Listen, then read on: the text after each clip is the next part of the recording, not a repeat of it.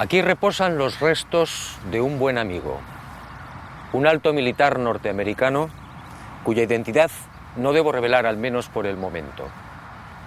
Él forma parte de la historia que quiero contarle, una historia oscura que usted probablemente no creerá. Pero ese es mi deber, sembrar la duda.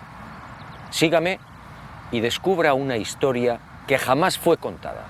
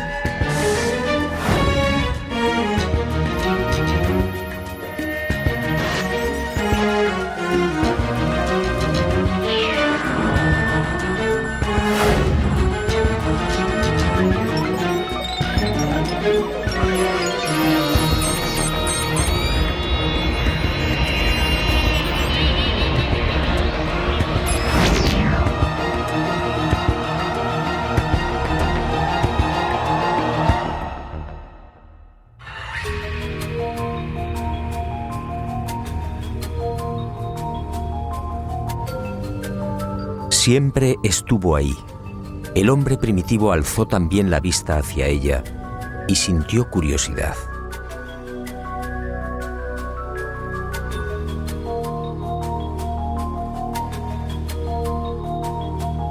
Después llegó el miedo y la luna fue adorada.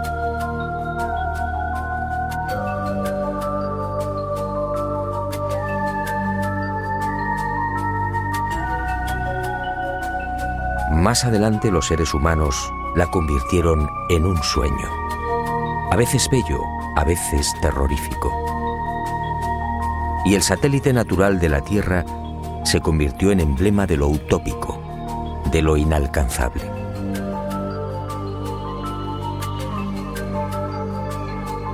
Hasta el siglo XX la Luna fue propiedad de poetas y soñadores.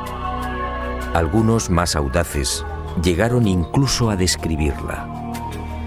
En el año 499 a.C., el filósofo griego Anaxágoras enseñaba que la Luna es un astro habitado, con infinidad de valles y montañas.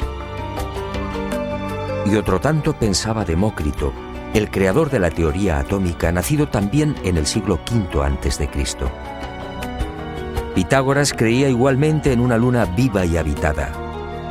Y su discípulo Filolao iría más allá, asegurando que nuestro satélite natural se hallaba habitado por seres 15 veces más grandes que los humanos. Y acertó al afirmar que el día lunar equivale a 15 días terrestres. Después llegaron los libros. Plutarco, en el siglo I de nuestra era, describe la Luna como una segunda Tierra. Y con los libros, los viajes. Fue hacia el año 160 después de Cristo cuando el griego Luciano de Samosata escribe el primer viaje a la Luna. En su obra Historia verdadera, una tromba de agua arrastra un barco hasta la superficie lunar. Ariosto, en el Orlando Furioso, asegura que la Luna es un gran valle en el que se encuentra todo lo que hemos perdido en la Tierra: riquezas, coronas, honor y esperanza. En 1638 aparece en Inglaterra El hombre en la Luna, otro libro que causa sensación.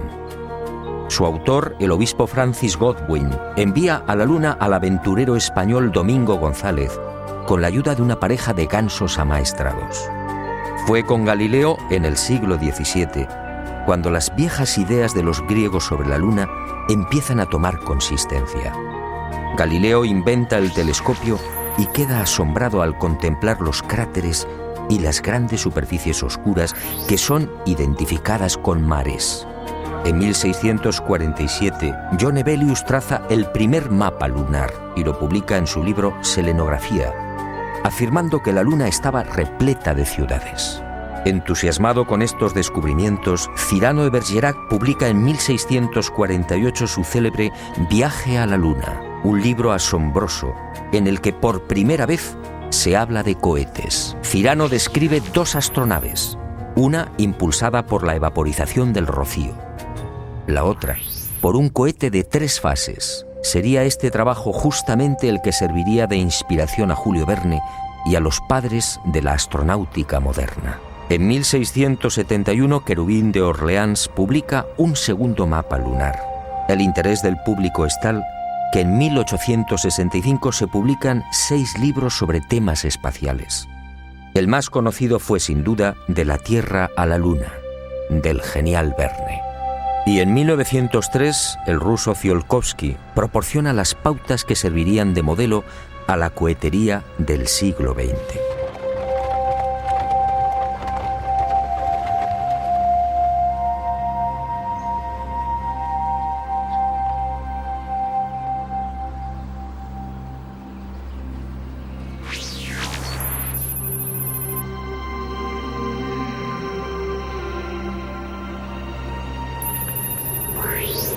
Antes de entrar de lleno en las claves de esta historia, permítame un apunte que guarda estrecha relación con lo que quiero contarle.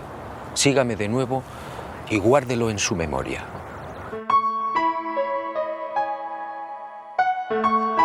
Además de esas viejas y románticas ideas sobre la Luna y de la literatura más o menos fantástica sobre los viajes a nuestro enigmático satélite natural, la historia de la humanidad aparece igualmente repleta de otros no menos misteriosos fenómenos registrados en la superficie lunar.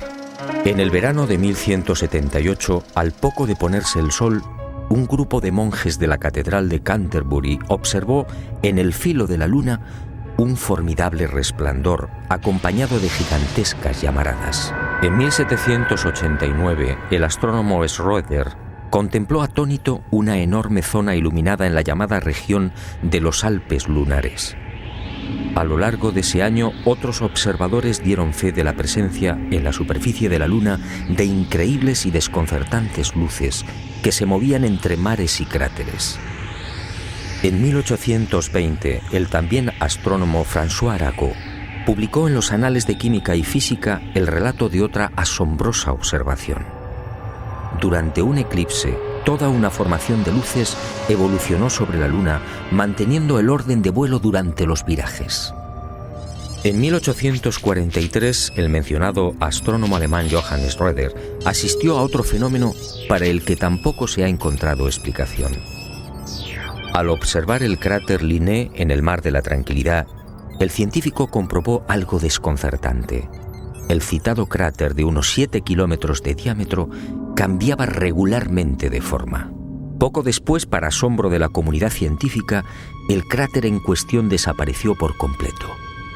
¿Qué había ocurrido? En 1971, Apolo 15 sobrevoló la zona y fotografió Linné. El desconcierto de los astrónomos fue total. El cráter Linné solo tenía 2.700 metros de diámetro y estaba allí. En 1877, el astrónomo inglés Klein fue testigo de otras intensas y rápidas luces que se dirigieron al centro del cráter Platón. Una vez en la caldera, las luces se reunieron formando un triángulo. En 1950, el Dr. Wilkins era testigo de otro suceso aparentemente imposible. En el centro del cráter Aristarchus se encendió de pronto una gran luz, iluminando una amplia región lunar. Grandes llamaradas en la superficie de la Luna, luces en formación.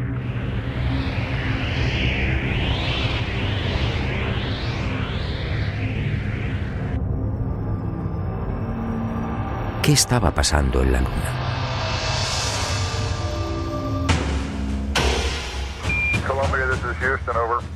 Y en julio de 1969, al fin, el ser humano cumplió su viejo y añorado sueño.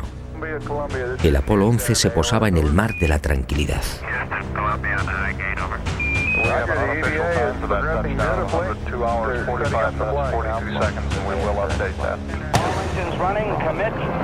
Y el mundo vibró con aquellos primeros y tímidos pasos de Neil Armstrong.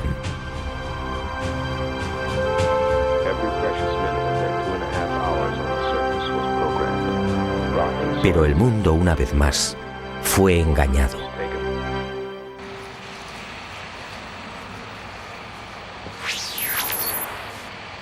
Muchos de los que vivimos aquel histórico y emocionante momento nos hicimos la misma pregunta. ¿Por qué ese obsesivo interés por conquistar la Luna?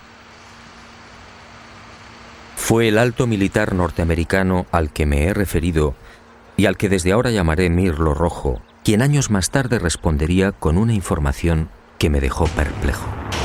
Una información secreta que muy pocos conocen. Las nuevas generaciones no saben o no recuerdan.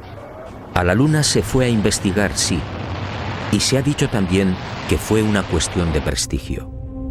Una especie de apuesta entre soviéticos y norteamericanos.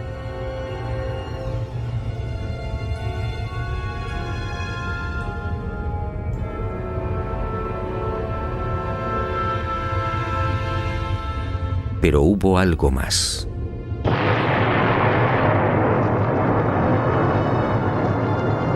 En los años 50, tras la amarga experiencia de la Segunda Guerra Mundial, soviéticos y aliados se embarcaron en una loca carrera de armamento. Aquel periodo fue conocido como Guerra Fría. Una peligrosa etapa en la que llegaron a fabricarse 15.000 bombas nucleares y 9.000 misiles intercontinentales. Y de pronto soviéticos y occidentales experimentaron un brusco giro. De la noche a la mañana, sin aparente justificación, la URSS sorprendió al mundo, situando en órbita el primer satélite artificial, el Sputnik. Era el 4 de octubre de 1957. Y armas nucleares y misiles intercontinentales quedaron en segundo plano. ¿Por qué? Y la opinión pública, atónita, asistió a otra sucesión de acontecimientos no menos desconcertante. Estados Unidos se enganchó también a la incipiente carrera espacial, manteniendo en la sombra su obsesión armamentística. Pero los soviéticos mantuvieron la delantera. Mientras los norteamericanos fallaban una y otra vez en los lanzamientos, el 12 de septiembre de 1959, el Lunik 2 ruso conseguía el primer impacto en la Luna. Poco después, el Lunik 3 enviaba las primeras imágenes de la cara oculta. Y el mundo siguió preguntándose, ¿qué ocurría? ¿Por qué este obsesivo interés por conquistar el espacio y sobre todo la Luna? Pero soviéticos y norteamericanos siguieron guardando silencio sobre sus auténticos intereses. Los humillados norteamericanos recibirían el golpe de gracia el 12 de abril de 1961. Ese día el cosmonauta Yuri Gagarin se convirtió en el primer ser humano que orbitaba la Tierra. Y el mundo, en especial la nación norteamericana, fue sorprendido de nuevo. 44 días después de la hazaña de Gagarin, el presidente Kennedy compareció ante el Congreso, comprometiéndose a lavar el honor del país. En aquella oportunidad, un Kennedy firme y sereno asombró al mundo.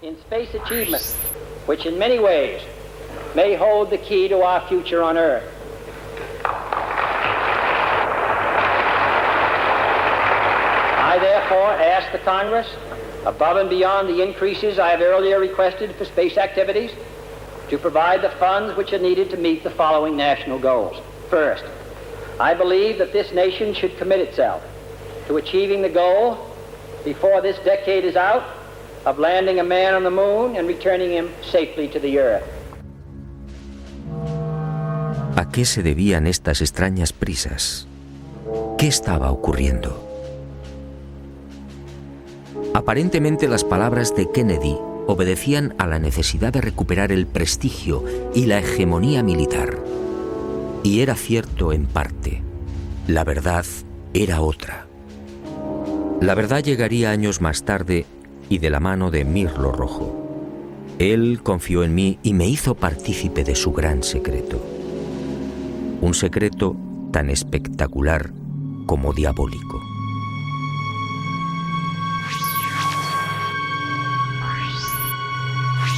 Soviéticos y aliados mintieron a la hora de justificar aquella loca carrera espacial. Todo empezó en la década de los años 40. En esas fechas, las intensas oleadas ovni registradas en el mundo pusieron en máxima alerta a los militares soviéticos y aliados. Para ellos estaba claro: aquellos objetos pertenecían a civilizaciones no humanas, civilizaciones muy avanzadas. El mundo nunca lo supo. Aquellos miles de avistamientos fueron la gran razón que impulsó a los militares al referido y brusco giro en la carrera armamentística, y concibieron la necesidad de fortalecer los sistemas defensivos, concediendo absoluta prioridad al espacio. Los militares no eran ajenos a los extraños fenómenos luminosos que se registraban en la Luna y que venían reportando los astrónomos. Y desde los años 50, tanto Estados Unidos como la antigua URSS redactaron planes concretos para pisar el satélite natural y establecer bases que, según ellos, pudieran controlar y contrarrestar la presencia de estas astronaves no humanas. Horizon fue uno de estos proyectos diseñado en secreto por el Pentágono. Ni siquiera Kennedy tuvo conocimiento del gran plan. Sencillamente fue engañado. Y consideró de buena fe que los Estados Unidos deberían ser los primeros en ese supuesto desafío técnico y científico. Según Mirlo Rojo, la campaña de intoxicación desplegada por las diferentes agencias gubernamentales norteamericanas y los servicios de inteligencia hizo el resto. Kennedy y la opinión pública mordieron el anzuelo. En la noche del 24 al 25 de julio de 1955 se produjo un nuevo incidente ovni que aceleraría los planes de los militares. Esa noche los observatorios astronómicos de Leningrado y Monte Palomar descubrieron un gigantesco cilindro a 500 kilómetros de la Tierra, orbitando a 30.000 kilómetros por hora. El objeto tenía más de 10 kilómetros de longitud. Días después, soviéticos, norteamericanos, franceses e ingleses se reunían en secreto en Ginebra, confirmando sus temores. Aquella formidable máquina, obviamente, no era humana. Pero ocurrió algo imprevisto. Los soviéticos no aceptaron los consejos y directrices de los militares aliados para establecer un proyecto conjunto en el control del espacio.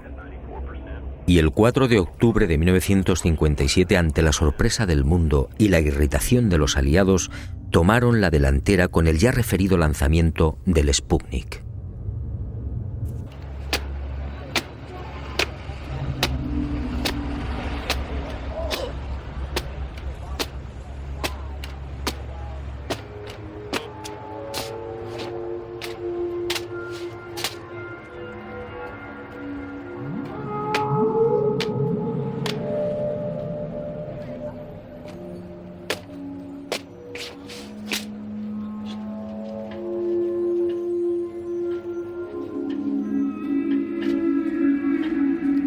Y durante una década, entre 1957 y 1968, los militares norteamericanos y soviéticos fueron confirmando lo que ya sabían o imaginaban, y mucho más.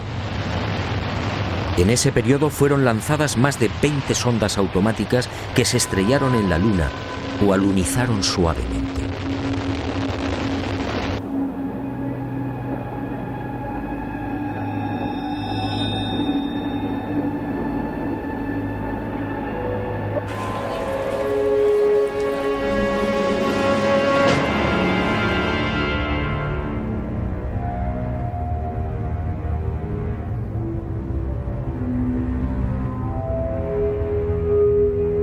En total, sin contar las imágenes obtenidas por la URSS, la NASA recibió 230.000 fotografías del satélite natural.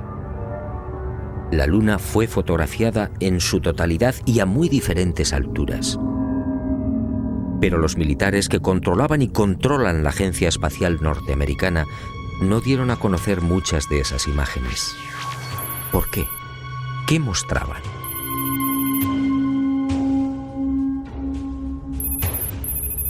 Cuando Mirlo Rojo me entregó algunas de estas fotografías, quedé desconcertado.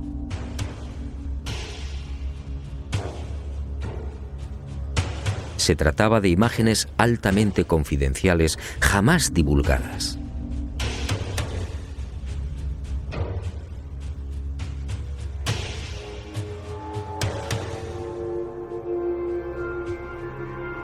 En una de ellas, tomada por la sonda Orbiter 2 en noviembre de 1966, se aprecian dos muros o carreteras paralelos de 27 kilómetros de longitud. Cada una de estas construcciones totalmente artificiales tiene una anchura aproximada de 450 metros. En el muro o carretera de la derecha se aprecia incluso un curioso detalle. La construcción ha sido alterada rompiendo la impecable línea recta con una curva de 1000 metros. En otra de las fotografías, los militares norteamericanos descubrieron lo que llamaron la Gran Presa, una no menos enigmática construcción de 5 kilómetros de longitud al norte del Mare Imbrium. El 19 de noviembre de 1966, la misma Orbiter 2 captaba a 48 kilómetros de altura y sobre el Mar de la Tranquilidad otra extraña formación. En esta ocasión se trataba de enormes pilares o monolitos perfectamente alineados de 3 en fondo. En total, 30 obeliscos de idéntica altura. Aquello obviamente no podía ser una formación natural. En total, según mi confidente, NASA terminó censurando 900 fotografías. Todas ellas pasaron directamente a los archivos del Pentágono. En ellas se distinguen grandes plataformas, posibles ruinas de edificios o ciudades, carreteras y gigantescas cúpulas. Las sospechas de los militares, en efecto, se cumplieron y prosiguieron con el plan previsto.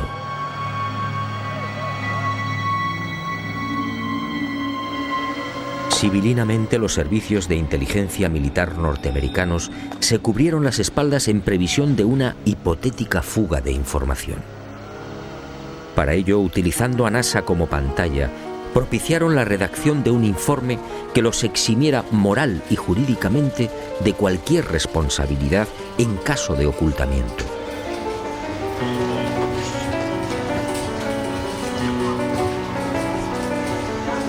Este documento, conocido como Informe Brookings, redactado por prestigiosos científicos, sociólogos, políticos y economistas, fue presentado a la Cámara de Representantes e impreso en abril de 1961, curiosamente un mes antes del célebre discurso de Kennedy en el Congreso.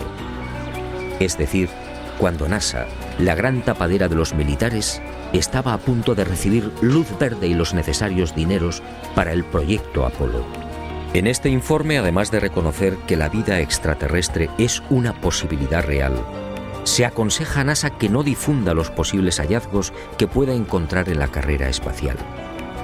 En la página 215, en la sección titulada Implicaciones de un descubrimiento de vida extraterrestre, el documento señala que la exploración del espacio podría desembocar en el hallazgo de artefactos no humanos. En ese supuesto, continúa el informe Brookings, nuestra civilización se vería amenazada por un irremediable proceso de desintegración, tal y como ha sucedido en la Tierra en otras épocas y con otros pueblos. Este documento, efectivamente, no deja en buen lugar a la supuesta democracia norteamericana. Hablemos claro. En el informe Brookings, sencillamente, se anima a NASA a ocultar información. Y eso fue lo que hicieron.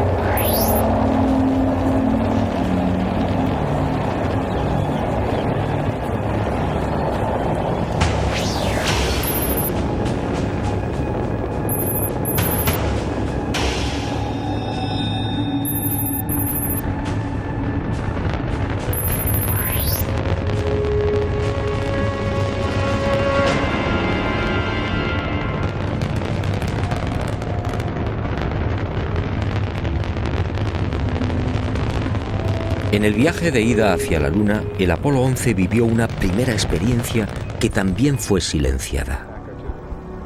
Cuando se hallaba a 200.000 kilómetros de la Tierra, un extraño y gigantesco objeto apareció en las proximidades de la nave. Los astronautas lo describieron como una formidable L, algo similar a una maleta abierta, aunque en ocasiones cambiaba de forma, adoptando la figura de un cilindro. La noticia se filtró a la prensa, pero NASA, fiel a su consigna de ocultamiento, zanjó el asunto con una explicación tan absurda como insostenible. Lo observado por el Apolo 11 solo era el sobrealimentador del cohete Saturno IV. Absurdo, sí, porque en esos momentos la referida fase del cohete se encontraba a 10.800 kilómetros del Apolo. Pero las mentiras de NASA apenas habían empezado. A casi 380.000 kilómetros de la Tierra, muy cerca ya de la superficie lunar, el Apolo descubrió otras luces que volaban en formación.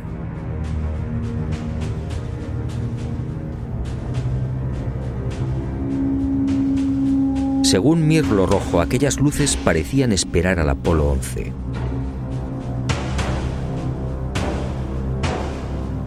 Eran muy brillantes y volaban en perfecta formación.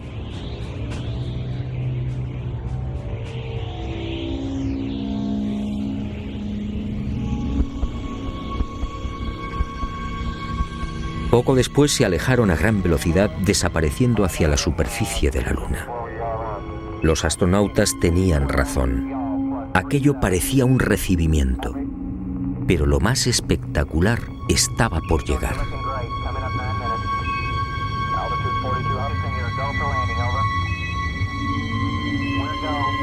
Armstrong y Aldrin descendieron finalmente. Su compañero Collins permaneció en órbita lunar a 110 kilómetros de altura.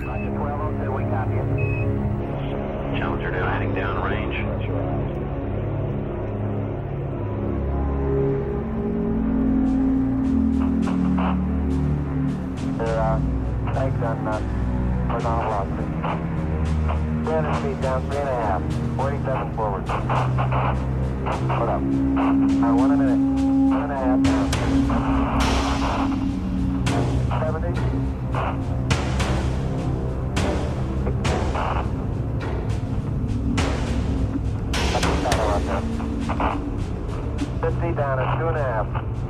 19 forward. Altitude, velocity, light. 3.5 down. 220 feet. 19 forward. 11 forward, turn down nicely, 200 feet. 4.5 down, 5.5 down. 6.5 down, 5.5 down. 9 forward. Yes. 620 feet. 100 feet, 3.5 down, 9 forward. 5%. 75. 75 feet. That's looking good, down a half. 6 forward. Challenger now heading downrange.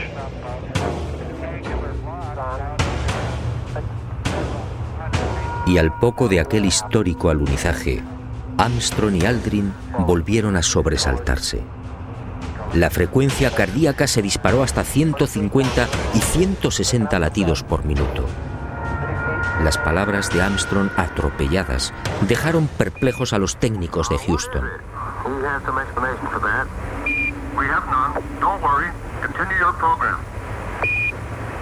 Oh boy, it's really something super fantastic here. You couldn't ever imagine this. Roger, we know about that. Could you go the other way? Go back the other way. Well, that's kind of rich and pretty spectacular. God, what is that there? That's Apollo. What the hell is that? Go Tango. Tango. There's kind of light there now. Al otro lado del cráter, existente a poco más de 60 metros del Águila, habían aparecido unas naves y unos seres, objetos en forma de disco y perfectamente alineados sobre el terreno. Y junto a ellos varios seres muy altos, con trajes blancos y ajustados. Cuando los astronautas, obedeciendo las insistentes órdenes de Houston, trataron de filmar, objetos y seres desaparecieron.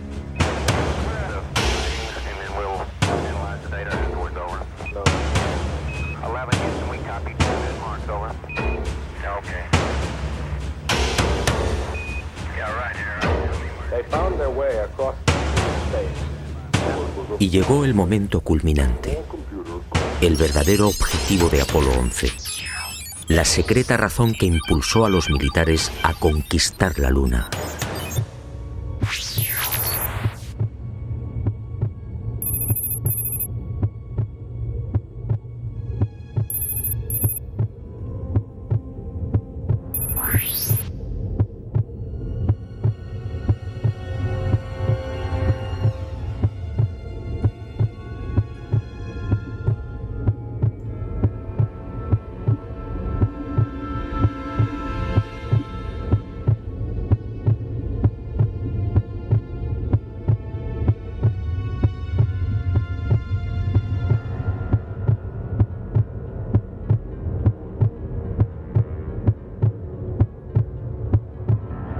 Esta fue la verdad, la única y secreta verdad.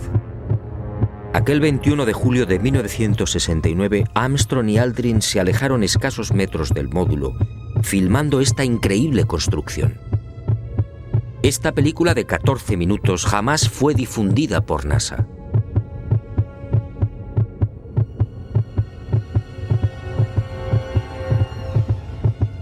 Mirlo Rojo fue uno de los pocos norteamericanos que tuvo acceso a ella.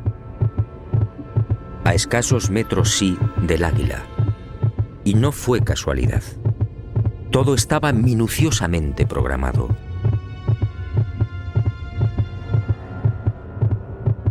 Estas misteriosas ruinas, como otras igualmente filmadas por los restantes Apolos, habían sido fotografiadas con anterioridad por las diferentes sondas automáticas.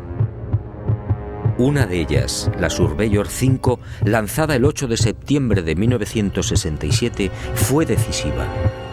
Alunizó en el Mar de la Tranquilidad, muy cerca de esta construcción, enviando 19.000 fotografías.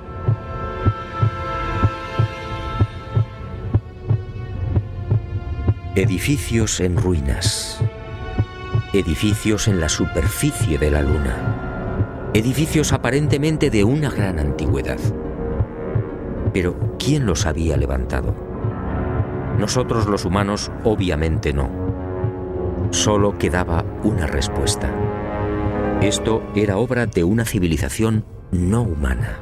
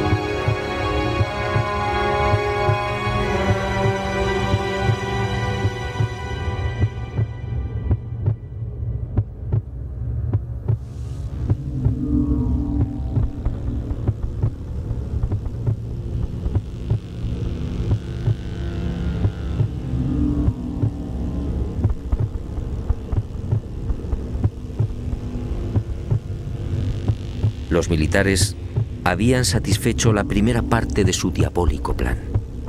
Ahora quedaba la segunda.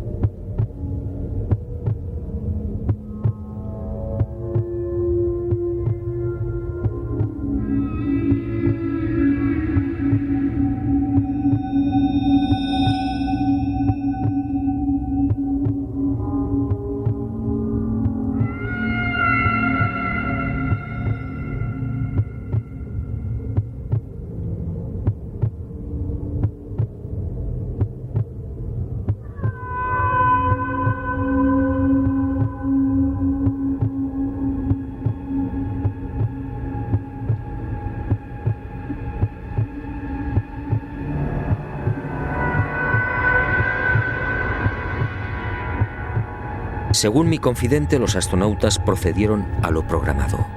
Recogieron muestras de los muros, tomaron medidas y se retiraron.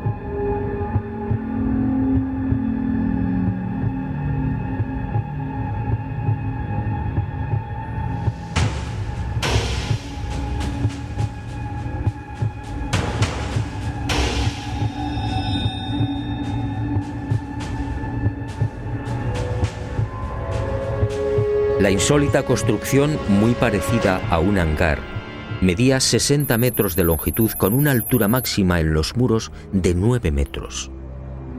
Presentaba 12 huecos o ventanas y una especie de puerta frontal de 5 metros de fondo por 3 de altura.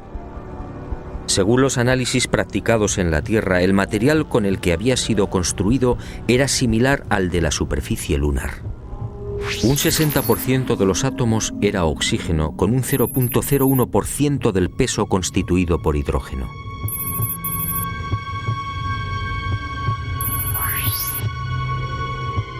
Las paredes se hallaban muy erosionadas. Esta circunstancia, dado que en la Luna no existe prácticamente atmósfera, hizo pensar a los militares que el edificio en cuestión podía tener varios miles de años.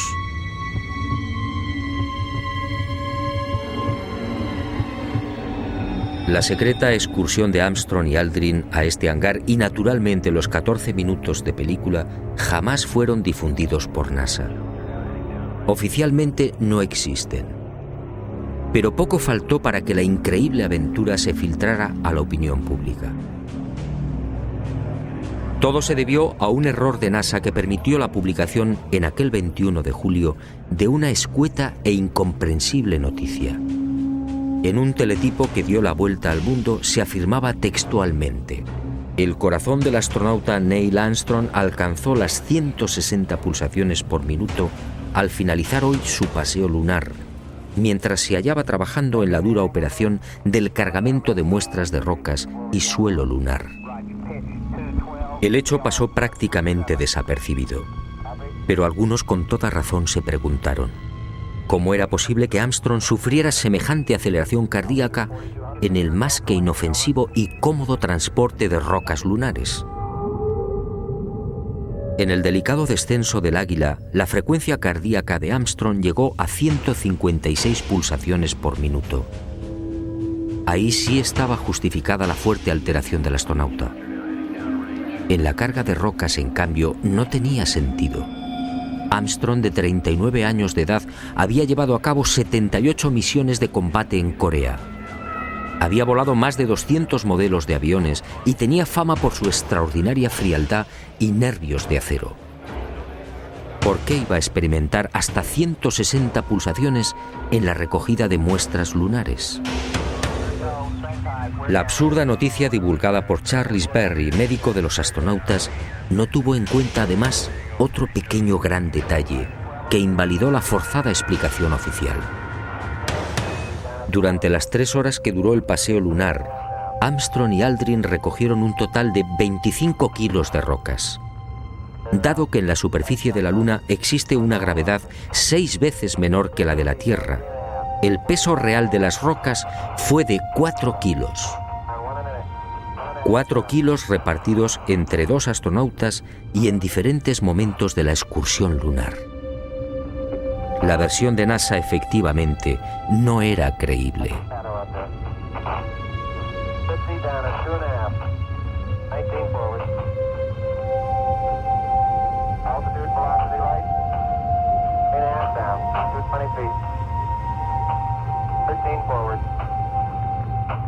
Una vez más, mintieron.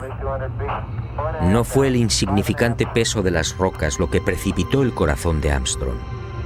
Fue la visión de aquel edificio. A pesar de su excelente preparación física y mental, el astronauta, consciente de la trascendencia de lo que tenía delante, no pudo evitar la lógica e intensa emoción. Y otro tanto sucedió con Aldrin. Pero la frecuencia cardíaca de este último no fue registrada porque los circuitos electrónicos del traje espacial no se hallaban conectados a la consola que recibía la información biomédica.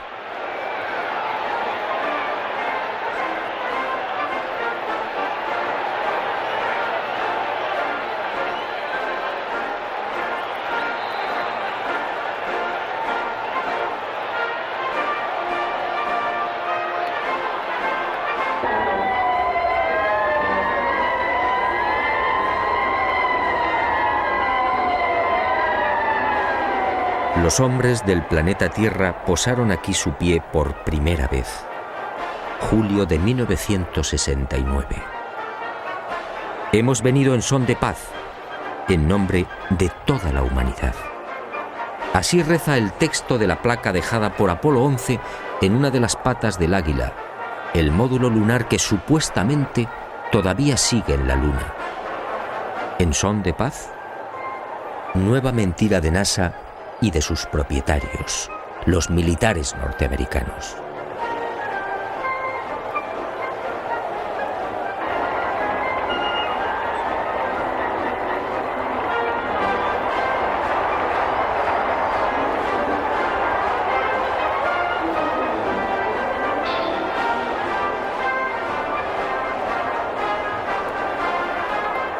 Mirlo Rojo fue contundente. Hasta diciembre de 1972, fecha en la que se interrumpe el proyecto Apolo, otras 5 naves volaron a la Luna.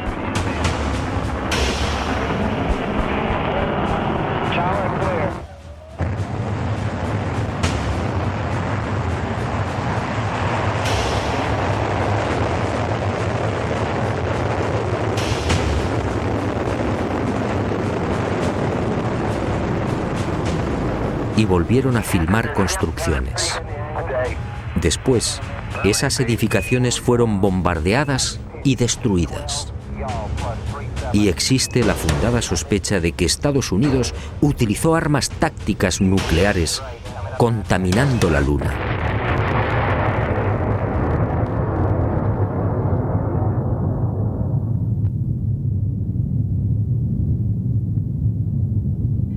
Altitude 42, Houston, you're go for landing, over. We're go, straight time, Así se cerró la segunda fase del diabólico plan. Los militares norteamericanos no lo consintieron. Esas estructuras podían provocar el caos en la Tierra. Eso dijeron.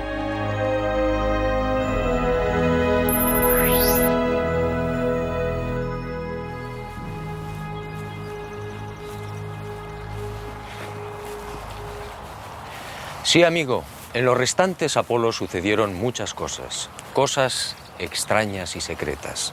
Pero esa es otra historia que quizá algún día me decida a contar, suponiendo, claro está, que siga vivo. Por cierto, desde aquel diciembre del 72 han transcurrido más de 30 años. ¿Estamos pensando lo mismo? ¿Por qué nunca se volvió a la Luna?